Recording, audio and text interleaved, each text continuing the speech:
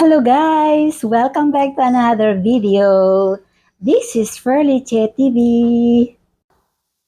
Tara guys, samahan ninyo ako sa Mart dahil bibili ako ng aking mga kailangan. Walang-wala na kasi ako dito sa loob ng bahay. Kaya tara guys, let's go!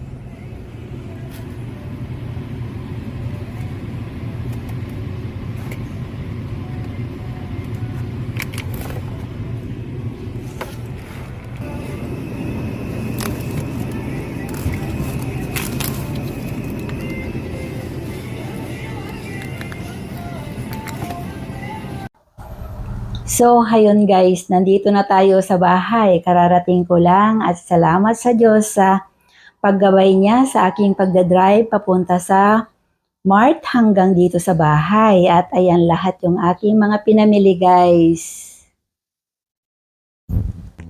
At yan guys, meron tayong pizza dyan, dalawang klase. At bumili ako ng tortillas. Meron din tayong carrots, tuna can. Tapos yung pampabango ng damit.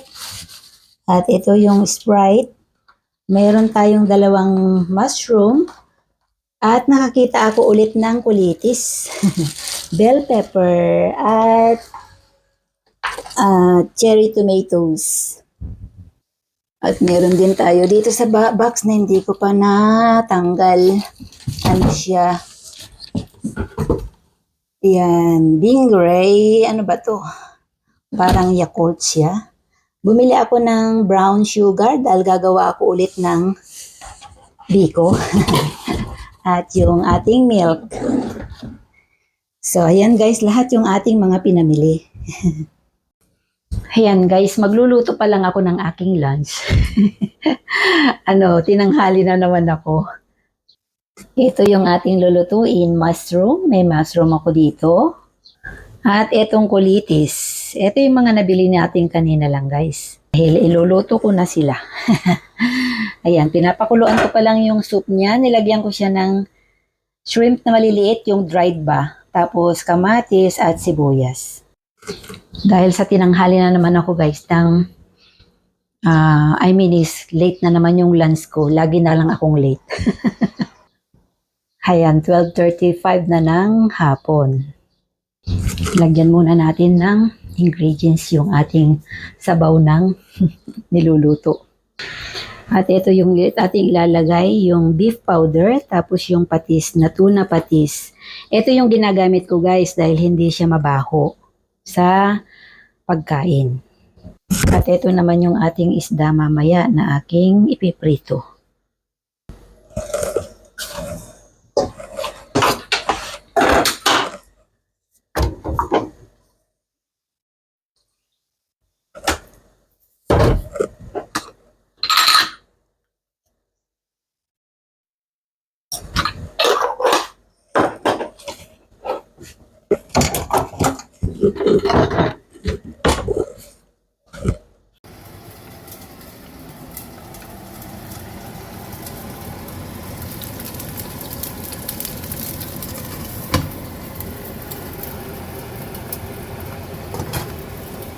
So, ayan guys, nakaluto na ako. Ito na yung ating kulitis na may mushroom. At ito naman yung aking isda. Malaki yan guys.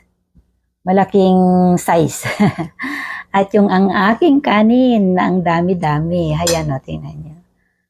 Yan, let's eat guys. Kain tayo guys.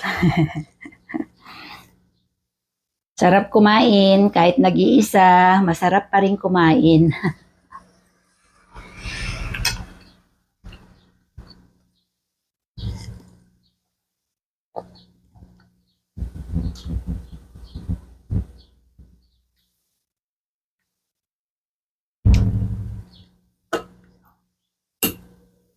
Kasi kaninang umaga guys, wala akong breakfast. Pagkatapos ko kasing nung nagising ako, pumunta ako ng mountain para mag-exercise. Tapos nung natapos ako dun sa mountain, ay nagtuloy ako sa supermarket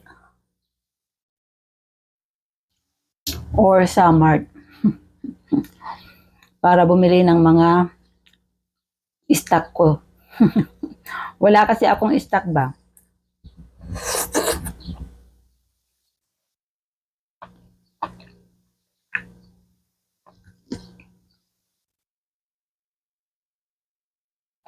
Ang meron lang kasi dyan sa rep, mga isda, tapos yung karne, yun ang mga pwedeng ilagay kasi sa freezer.